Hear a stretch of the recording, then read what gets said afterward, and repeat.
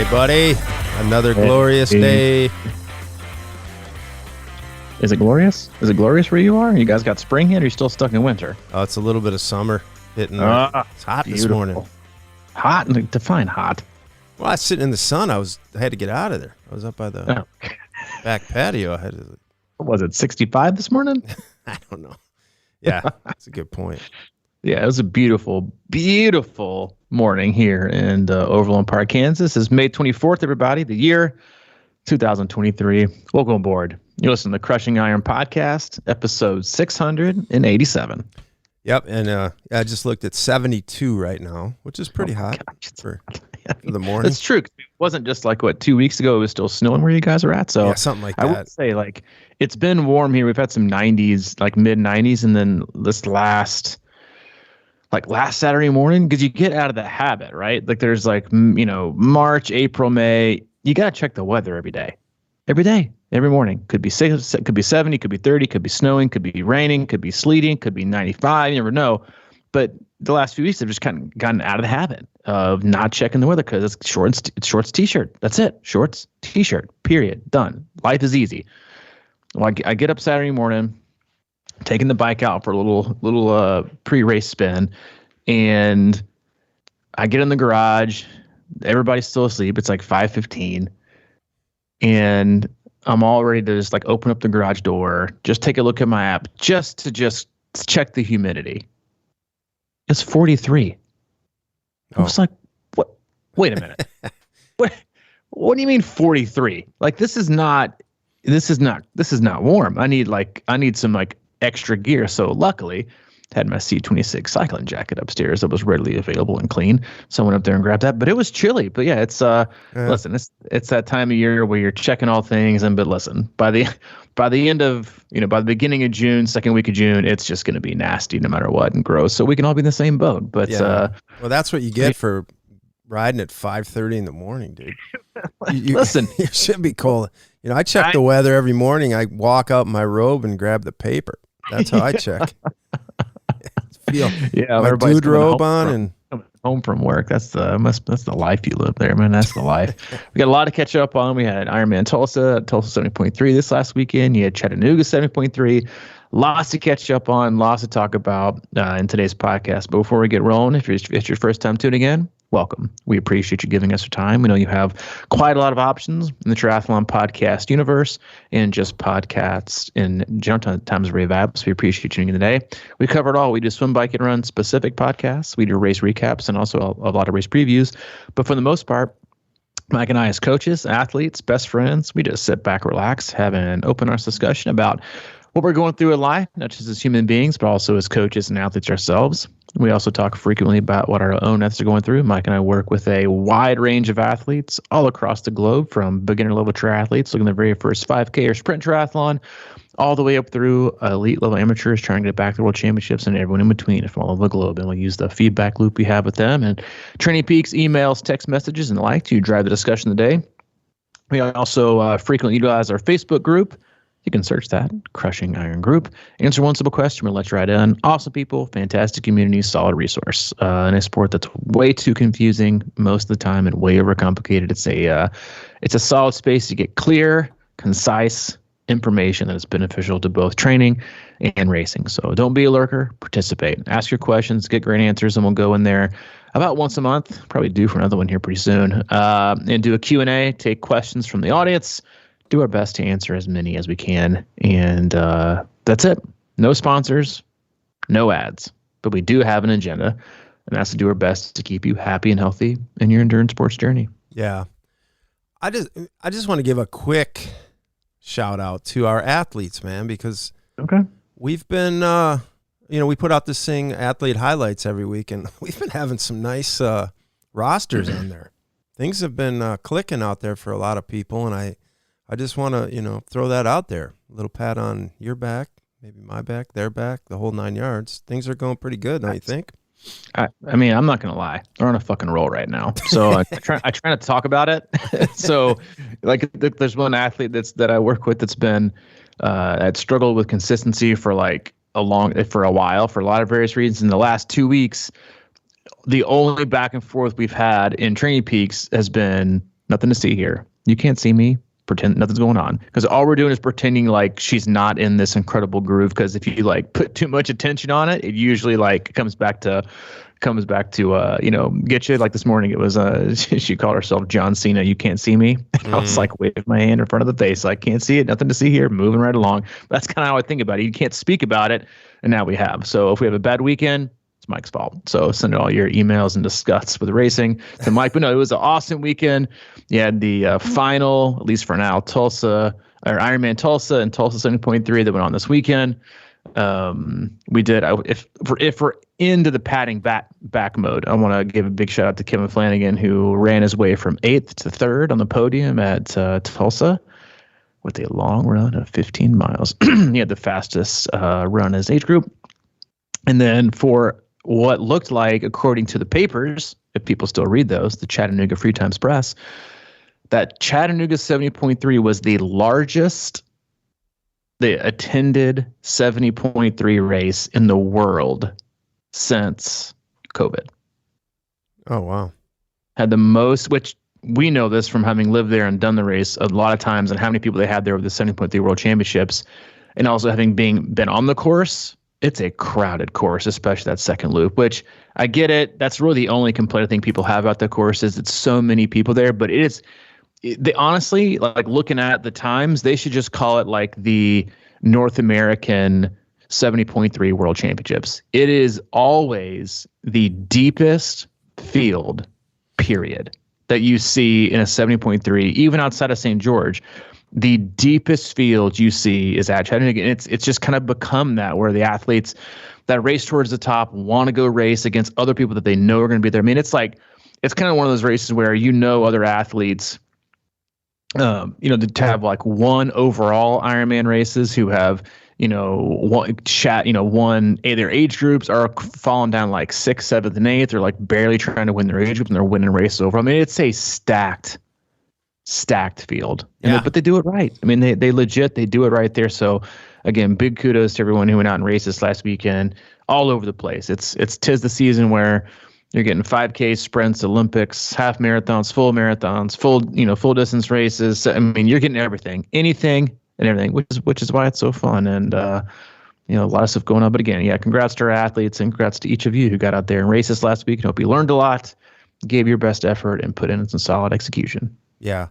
That race is stacked when I'm looking at the overall top 10, and I know like 7 of those, or I don't know them, but I know that 7 of the names. Like a lot of times the ones you see winning these 70.3s, and the name just kind of sticks in my head, and I remember that. Yeah, that course. I was thinking about that course and how, that's one of those courses of how we talk about get up to the front in the swim. That's a really good example of which one you should do, because when you if you get out, because that swim gets kind of jammed up because it's sort of fast and downstream and stuff, and the mid pack gets out at once, and man, that if you're in the middle of that on the bike course, it can really be a cluster out there, because it's kind of a faster bike course and everything, and everybody is just jammed up. If you're not out in front of it, it could get messy. Yeah, I mean, you really, really do want to get out in the swim and try to get off the bike, and at least around the first, like the greenway area, where it's like they always have like the luau themed, like Hawaiian area, where it's like back and forth. It's just slow there. You'd think they could find a way around that, but whatever. Great race overall. So again, kudos to everybody that did that. More races to come this weekend and next weekend. It's a busy time of year, but it's a great time of year. And that means we got lots of topics to run through and give you. And I think we have some good ones for today. We do. Yeah, I think we do too. Well, one of the things I was talking about was like what it really takes. I just mentioned the top 10 at Chattanooga, and age group winners, podium winners, and things like that. What's it take to get there, man? I think and I've talked about this before, where I've had relatively decent success in Ironman racing, top 20-ish or whatever, and I always have my eye on top 5 for years.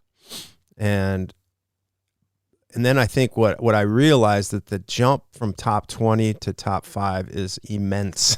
And I mean, you can't just give it thought.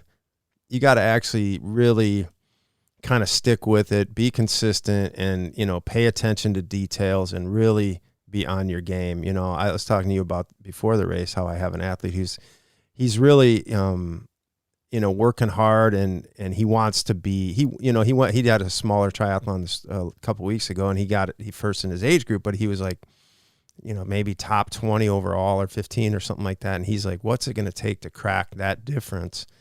And he was talking about how he was, he's a busy guy too. So that's the other thing is like, but he was talking about the bike course, and he found out late that it was actually 4 loops, and it was 1,500 feet a loop.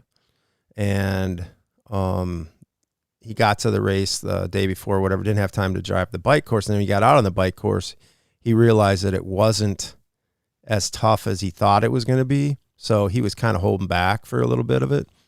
And then I told him, we interviewed Starkowitz a long time ago, and he was talking about how, you're talking about at the time he was probably the fastest cyclist, or one of them for sure, in triathlon, and how he goes to courses. And I think he was saying he had somebody drive, and he kind of just leans out the window and looks at the pavement for the whole loop and just decides whether, he's going to be able to have to be careful here, or he can hammer it down or whatever, like the detail level at that, and you're more into the pros and everything like that. But I think it's all relevant across the board as to, if we want to be our absolute best, like what kind of things can we do, to get there. And I my buddy, he was talking about transitions and things like that. And there's all these little ways you can save little times here. But if you're trying to get really do something, special for you, no matter what that is, I think that there's so many different ways. And you always talk about racing smart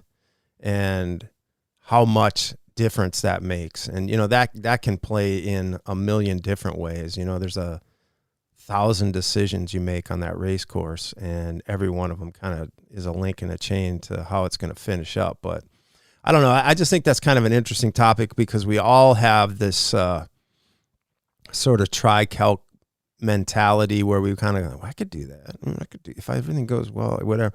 But there's times in training, when you're training for a race, there's certain times in the training when you're like, okay, I think I'm ready. I mean, it's a legit, I'm ready, not just I rode, 4 or 5 hours today, I think I can handle it. But you know that you nailed some intervals, or you felt good, and the whole thing really came together, and you're like, okay, I am actually at a place where I know I can handle this, not at a place where hopefully things go well and I might be good. You know what I mean? The difference there is so, I don't know, obscure almost sometimes for people.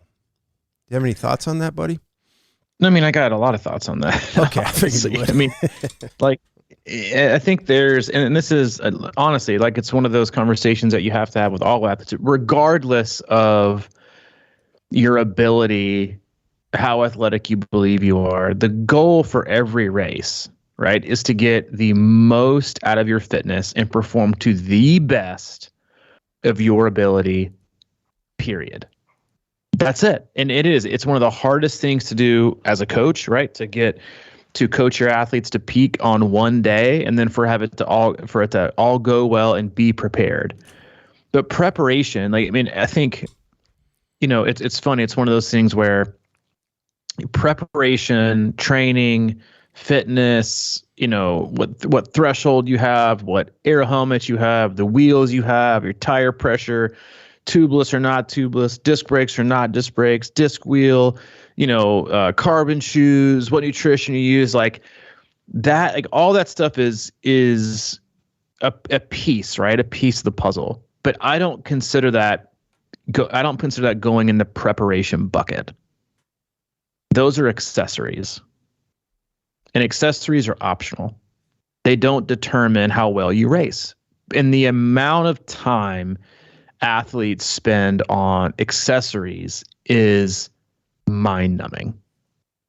Mind-numbing research for what? Right? The amount of athletes that will drop $300 on carbon-plated shoes only to find out they're only going to run half the run. Right?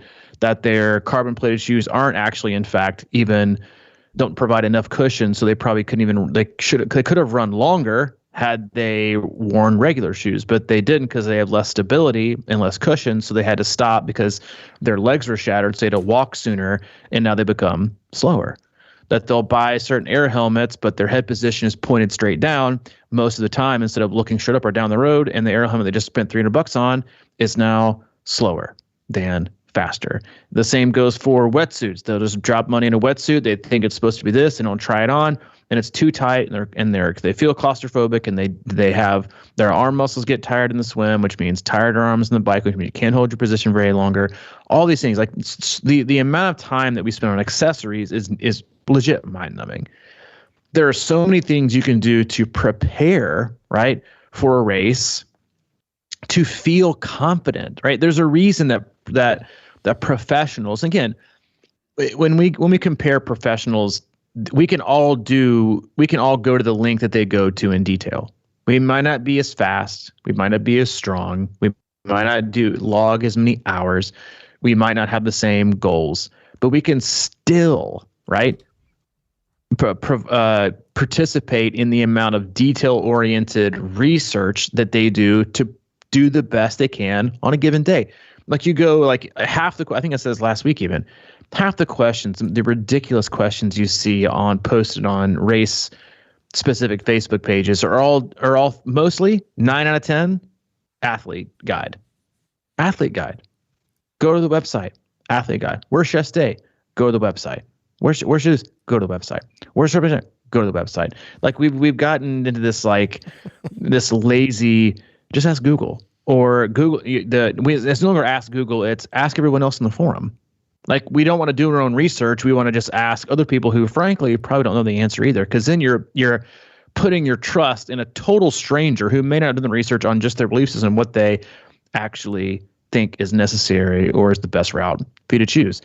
Again, going back to the professionals and how they prepare for races, they always like to do their last little bit of training on the race course. We talked about on before we went on air, driving the race course. If you can't make it there before the race, is one of the best things you can do. Know the turns. Don't put yourself in a situation where you have to blame a volunteer who's not getting paid, who probably has no idea what the course is or barely even what a triathlon is, who just showed up to give their time of the day to go and be at a turn. Don't blame them. If you take a wrong turn, blame yourself. Know the course. There are so many ways to know the course. Drive it before, right? Or take a course preview ride and go up there and ride it. Period. And not only from a performance standpoint, but from just removing as much anxiety and guess as you can. Think about how much more confident you are as an athlete, right? When you do a race consecutive years, you don't even have to think. You know what to expect, right? You know what to expect in the swim. You know the trouble points. You know if it's going to be fast or if it's probably going to be slow. You know how the transition is. You know where, the flow of transitions. You know the bike course. You know the potholes. You know the bad spots. You know what it feels like to go too hard in a section, go too easy in a section. You know the turns you have to be kind of wary of. You know where it gets crowded. Like going back to Chattanooga, the only reason we know how to give these, advice and tips on these races because we've done them. So everyone has more confidence when they've done a race before, right? So if you've never done the race, give yourself the confidence of almost doing it before by, trying to at least check out the swim course, look for the trouble spots, really, really study the map, drive the course, bike the run course, look for the areas that might, feel worse or not feel as bad. There's so many things you can do. Again, not just from a performance standpoint, but a huge piece of allowing yourself the best day and the best opportunity for performance is to remove as much doubt and guesswork and anxiety about the unknown, right? It's always better to know than to not. Don't be surprised, be prepared. And there's so many things, wearing your wetsuit for the first time on race day, wrong thing to do, right? It's like there's just so many little details that we could all do better on, and kind of, no matter how short the race is or how long the race is, knowing what's coming, unless you're a person obsessed with surprises, which I don't think anyone is, especially triathletes or type A. They don't like any change whatsoever. I moved like a swim one day over this week from an athlete, and they almost had a coronary. Like I'm just what am I going to do? Like no one likes surprises, so be prepared. Leave no stone unturned. Dot your I's, dot your J's, even, and cross those T's. Okay. Yeah, I mean, there's a lot of obviously one of the things I always used to like to do is take my bike out the day before and ride the run course on the bike if I could. But I was thinking about that what you said. What did you say? Oh, accessories versus preparation. And one of the things, I mean, this hit me kind of hard. I've been watching some videos and stuff, and I was like, so I got into this thing about this running video about I can't remember what it's called, but it was really about how losing 5 pounds can matter, like stuff like that. It was talking about weight loss, and I started, because I know that's a big, it's like you talk about carbon shoes and everything and how they can be lighter, like, I mean, you save a half a pound or whatever. People obsess about that kind of stuff, and I'm really like thinking about this right now, and so I've been diving into thoughts about how to lose 10, 15 pounds and get really to race weight, because I know that isn't the end all be all on everybody, because we see strong runners actually do really well, bigger runners sometimes, but the reality is I was watching what's that guy's name, Kipcho, the king of the kings. Yeah, I was watching a video on that dude, and this kind of goes back to it, actually, is that this was kind of about how he trained for Boston. And first of all, that dude runs like 200 kilometers a week, 120 miles a week or something like this, on trails and dirt and whatever. But they said, I guess they have over in Kenya where he was training, they have the Boston Marathon route or whatever.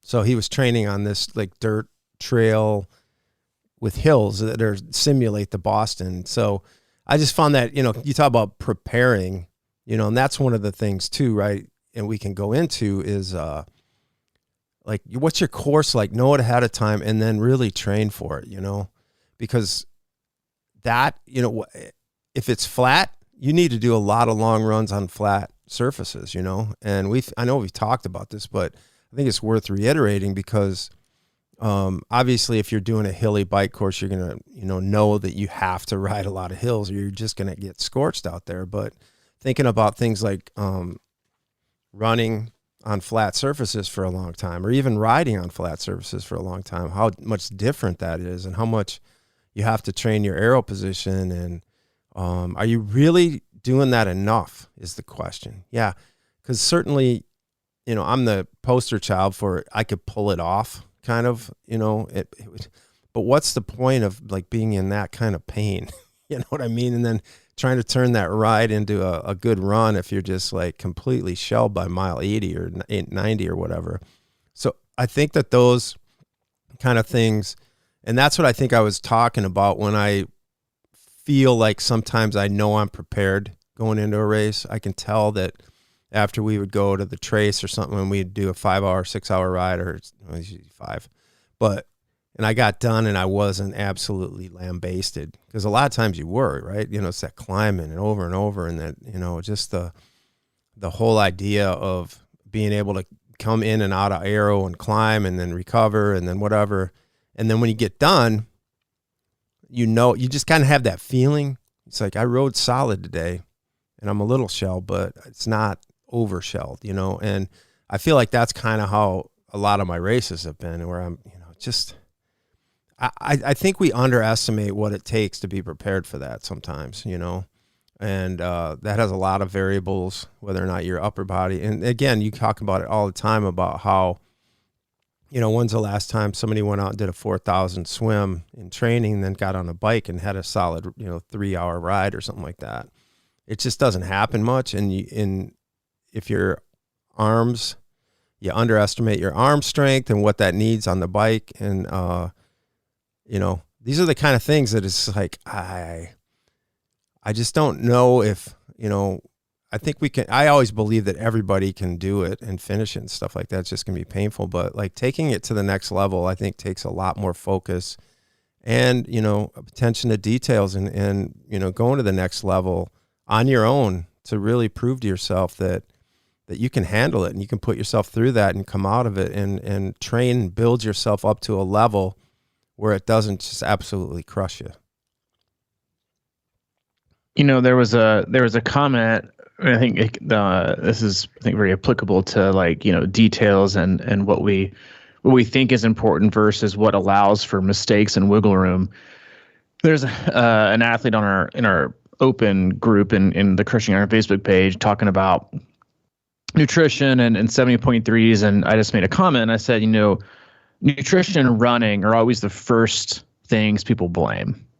The first go-to. And a lot of times it's definitely fueling, right? Because people just kind of throw together a fueling strategy like you pick snacks from the local Quick Trip. They just kind of grab and go, and I think this will work, and you kind of hope and dream with no legit science or practice or knowing exactly what's used. You just kind of go with it, right? And there it is to blame. And I said something along the lines of, even the best, right? Even the best fitness and the best performance can be ruined by poor pacing, period. And oftentimes the best fueling strategy, the best nutrition strategy can also be totally ruined by poor pacing, right? By overswimming, by biking too hard, right? Doesn't matter how perfect your fueling strategy is. If you overswim and overbike, your run's going to suck and you're going to have some GI issues, period. Because the harder you go, the harder it is taking fuel.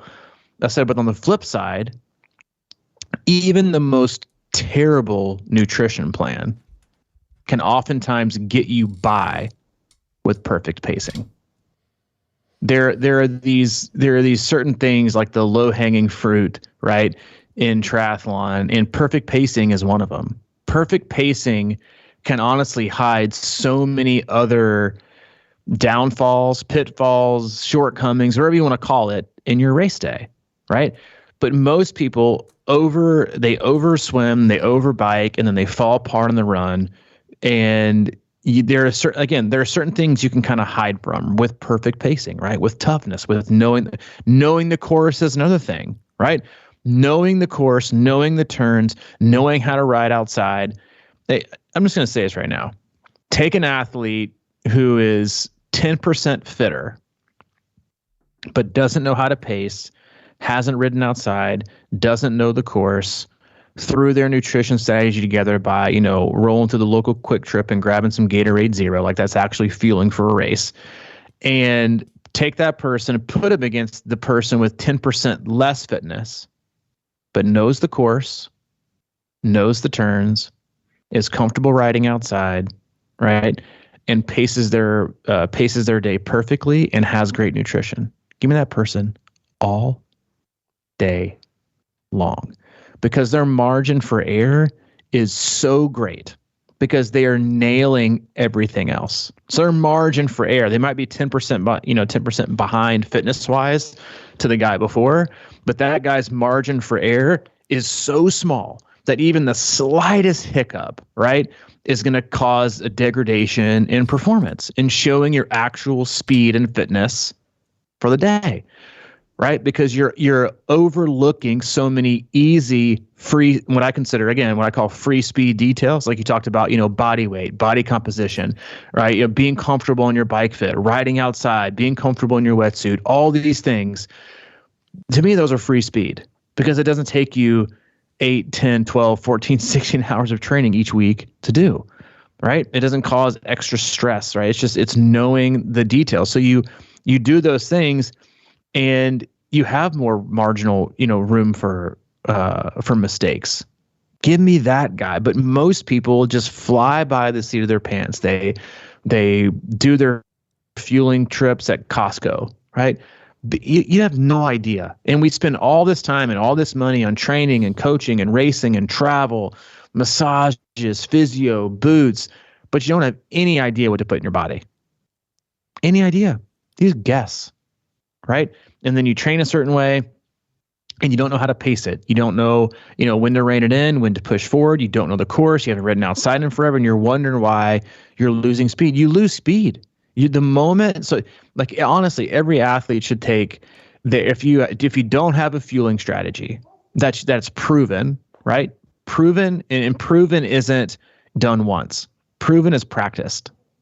Proven is practiced. It's not a one-off. Proven is practiced, right? It's like one great song doesn't make an all-time great band, right? Till that, you don't be like Shaggy, right? He had one, still horribly horrific song, but it's all he's known for. Like, don't be the one-hit wonder that worked one time in training when you didn't swim before and you didn't do a run afterwards, but I got it. I rode the course on full gas, and I pre-rode the course, and I nailed my nutrition. Nailed it. Yeah. So you were in your 68-degree, thermostat set, quote unquote, pain massage parlor, and you had a fan going in your face. You had 4 bottles set up on, a little mini fridge next to you with everything set out perfectly with your music playing. Yeah, man, you nailed the nutrition. No, you didn't. You just fueled well for a bike ride. You still had so much room for air. Proven is practiced. You have to practice these things. And again, most athletes from the moment, if you don't get in open water and you only swim in a pool and you don't know how to swim in open water, you're losing a percentage. If you only bike inside and you don't know the course and you haven't been outside and you're not very technical rider, you're losing a percentage. If you don't know how to pace the bike, you don't know how to fuel on the bike, and you haven't run long, in your race shoes, right? And done the work again, because most run problems are not from the run, they're from the bike. If you don't know how to fuel on the bike and know how to pace the bike and have a poor fit, you're losing a percentage on the run. So all that hard work you're doing, right? Take an athlete who's willing to put in, just throw it out there, 500 hours of work for the year to do this 70.3. For that athlete, I would take, and that doesn't do the work to get out in open water and be comfortable in the wetsuit and know what it feels like and know how to swim in open water versus only being, worried about their pool swim and what their average 100 pace is there. You're losing a percentage, right? Same thing with cycling. Same thing I just went through. That person at 500 hours, they are better off being a 450 or 460 hour trained athlete, but taking that extra time to drive out and do some open water swims. They're better off taking a little bit extra time, and instead of making their long rides 4.5 hours, make them 3.5, but doing them outside. Being technical, know the course, driving the course, doing your research, understanding how to fuel, skip some sessions and make sure your bike fit is nailed down. Same thing goes for running. Take the extra time to understand what it is. Maybe clean up your act in the kitchen, right? Take that athlete with, again, 50 hours less of training, but can get every ounce that they deserve from the percent that they've created through the work that they've done, proven as practiced, and then put them on the race course. Give me that athlete all day long. It's just we have this very, misplaced bucket of details.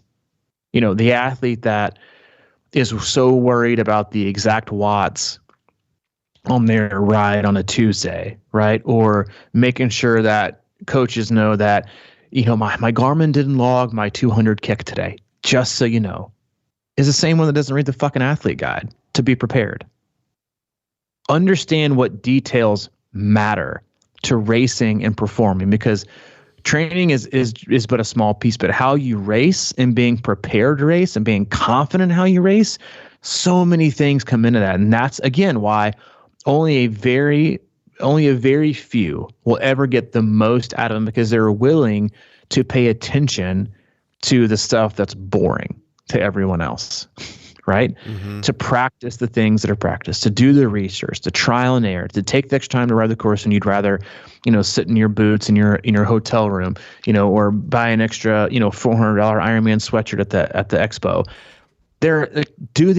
Go the extra mile, not in training, not on your long run, but in the details. Because that, honestly, that truly is the best way. And that's why so many athletes come out of their races wondering where it fell apart. I didn't know this, I didn't expect that, and I thought I knew this, and I thought I knew that. Like, and again, don't crowdsource it from other people who don't do legwork.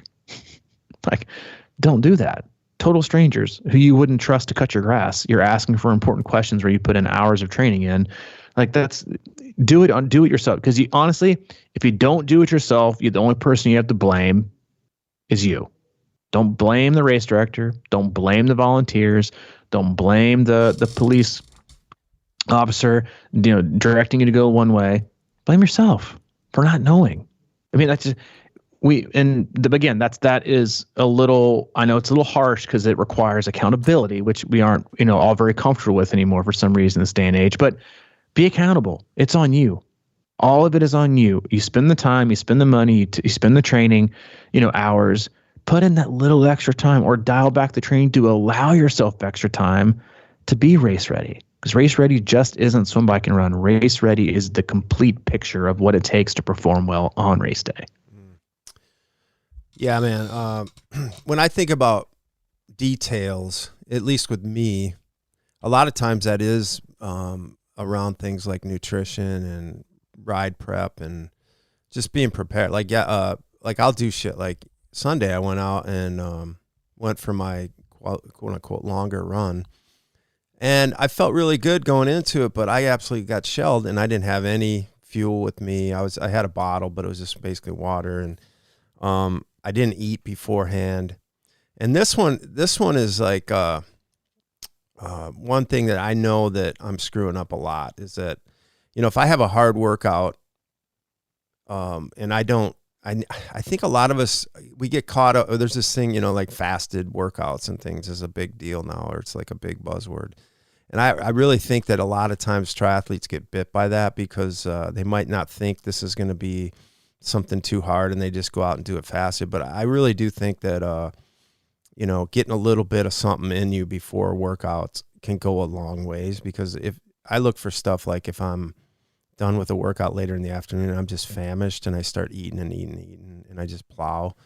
That is a warning sign for me, and I think when I'm training my best, I'm not overdoing it, but like you're talking about details and preparing and learning and understanding what fueling does is like, I always have, when I'm training my best, I don't care what I'm doing, even if it's like a 30, 40 minute run, I kind of am taking that seriously going into it. And I'm making sure that I prepare and I have a little something with me, even though I probably don't need it a lot of times, but like, I just don't want to be under fueled, and I always think that like recovery rides and runs are really good places to restore or restack your stores and stuff like that. So I do that a lot when I'm training really well. And I'm in a habit of like, I learn and understand what nutrition and how it affects me. I'm going through testing all the time. I'm like trying different things out. And like you said, it's like, you don't want to just be like race week. What should I do on this race for my nutrition? You should just kind of know intuitively by then what kind of things work, how you're going to handle it, what you're going to have beforehand, during, and everything like that. Because to me, it's all about habits. And, it's like we're all strapped for time, it seems like these days. And it's like, oh shit, I got to take 20 more minutes to kind of eat and prepare for this or whatever. I'm just going to skip it. And then you just start digging a hole. And then your body isn't really sure, like you usually can get through it, but then you're kind of perpetually a little bit tired when you probably shouldn't be and things like that. I just think that it's all in the details, and I'm racing 15 weeks from now, and now is the time really to start nailing that stuff. And all the little things like recovery food and, just eating, right, after a long run, making sure you're getting that shit in, because if you miss those windows and stuff like that, you're just going to be on this roller coaster. And I think almost more importantly, in a way, like I said, it just does sort of train you to understand what your fueling should be. I mean, there's obviously companies out there that do that for you and stuff like that. But if you're not going to do that, you should really be your own guinea pig and experiment all the time and figure it out, dial it in well beforehand, even keep tweaking and trying to figure out the perfect strategy out there, because, like you said, you're the only one that can do it.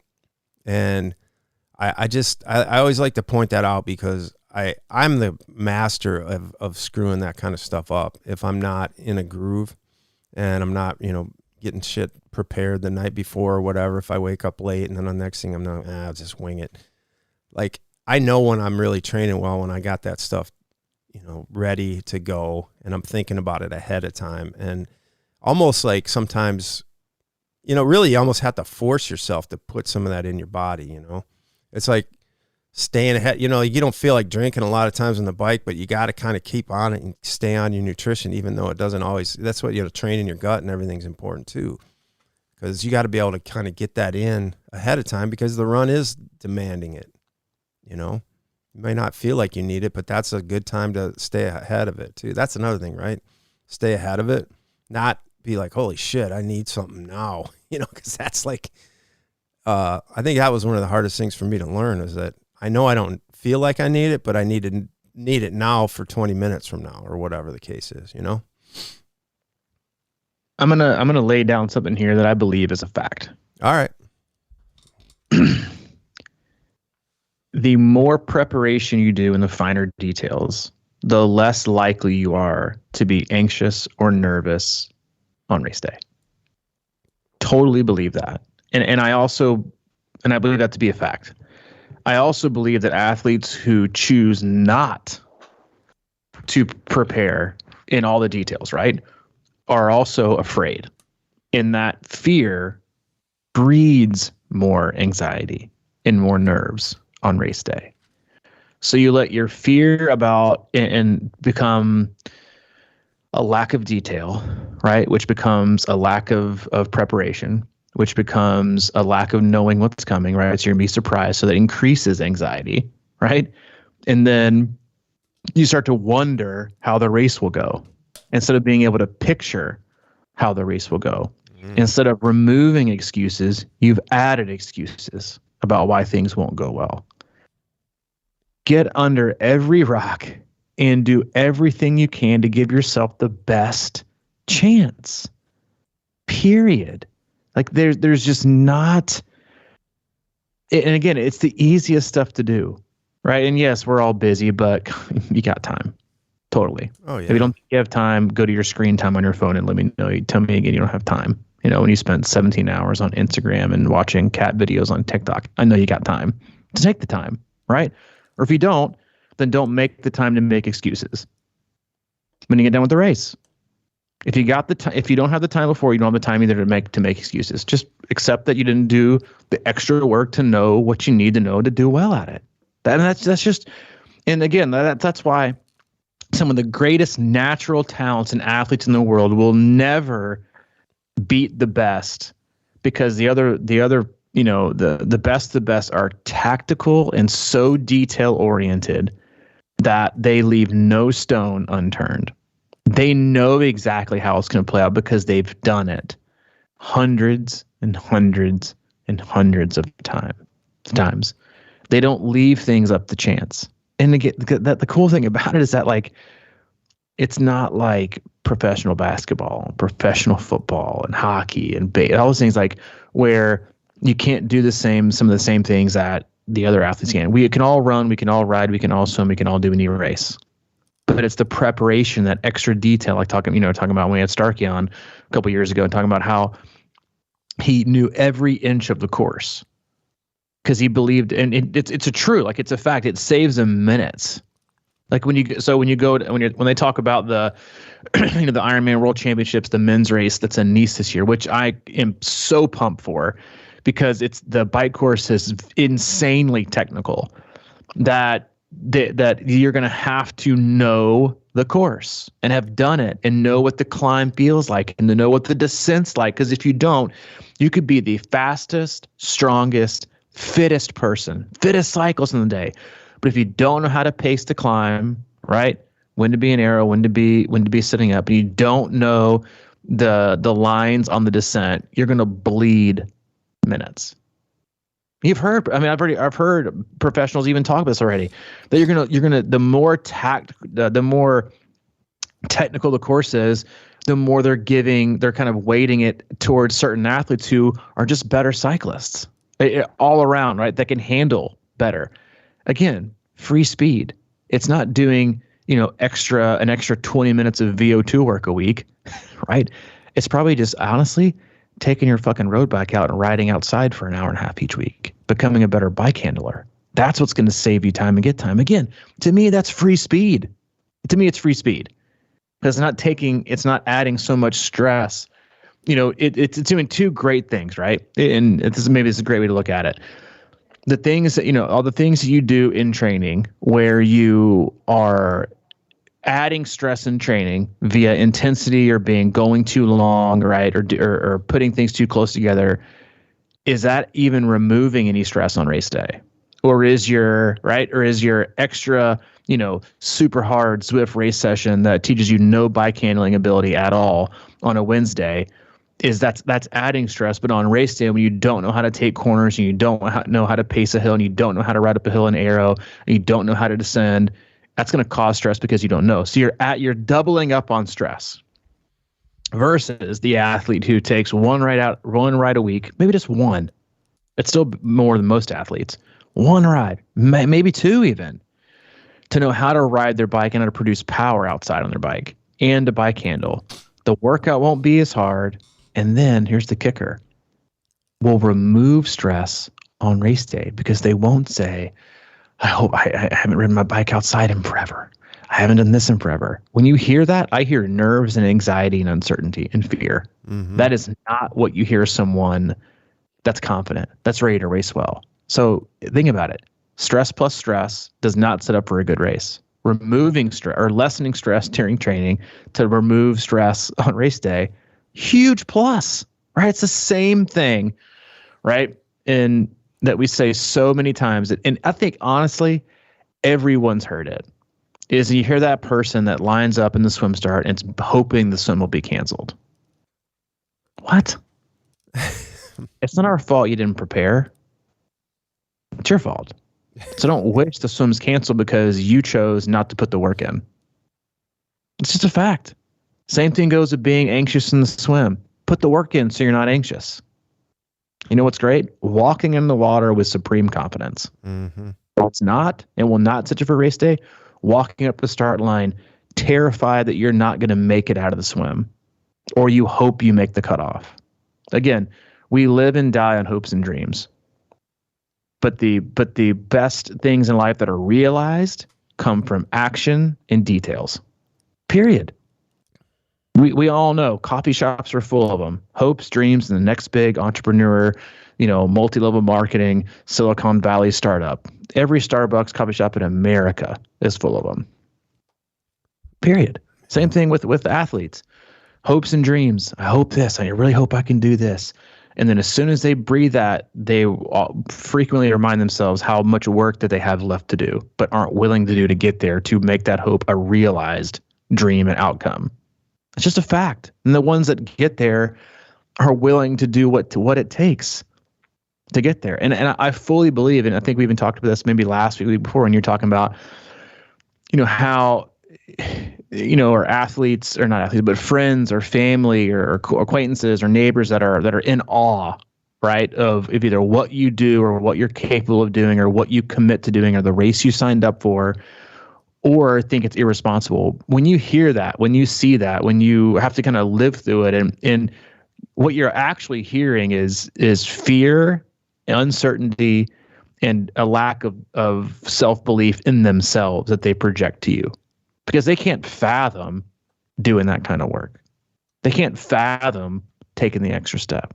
They can't fathom putting themselves out there and working hard. They can't wrap their brain around it. But you can. And now that you're here, now that you're willing to wrap your brain around it, you're willing to go that extra mile, you signed up for the race, you bought the gear, you're working off a training plan, you got a coach. Take that. If you're taking the extra mile, what the hell is another 250 yards? Right? Yeah. Take maybe another good example. If you're the person who runs 45 minutes and at 45 minutes, it's on 4.92. But you got to keep running to make it 5 miles even. Got to. even though that 0.08 is going to do zilch. 0 for your training. Zilch. It'll never show up. You'll never be able to quantify it.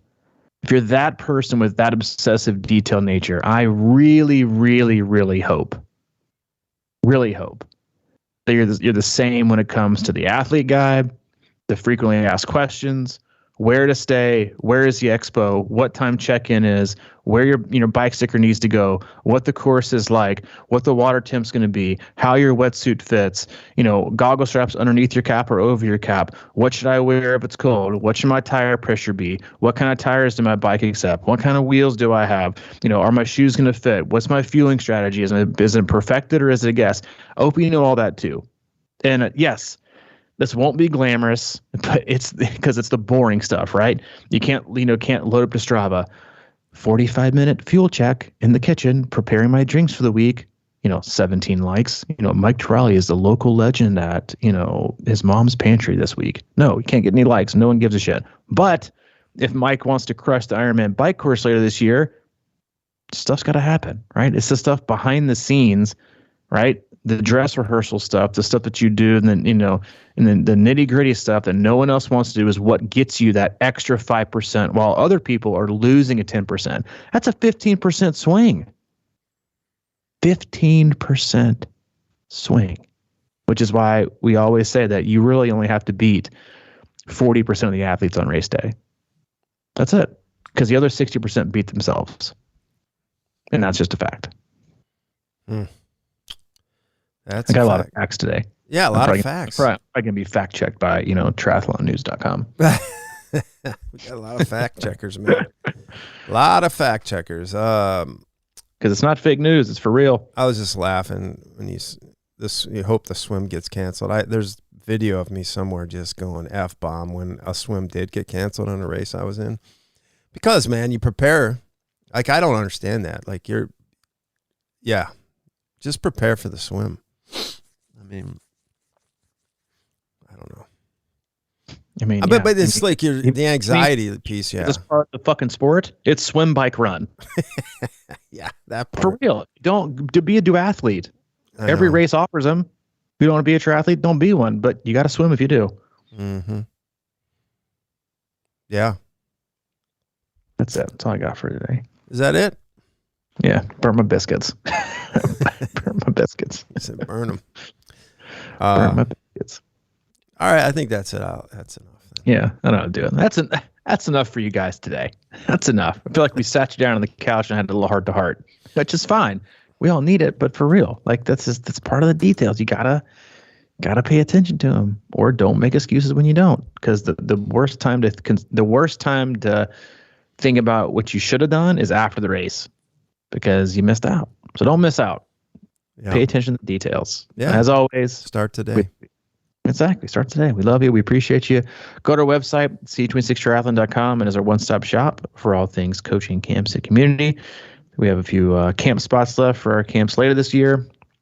Speaking of pre-riding the course, knowing the course, nailing the course, we have, I think, one spot left at our Ironman Wisconsin 70.3 camp, whether you're doing the race this year or doing it next year. We have an awesome camp there in late July ready for you. So check that out. It's on the website under the camp tab. If you're looking for coaching for the remainder of the year or next year, you can click on the coach tab and find the coach that is right for you. And as always, if you need Mike, he's available. CrushingIron@gmail.com. Or if you need anything from me, c26coach@gmail.com. All right, buddy. I will catch up with you soon. All right, man. See you, dude.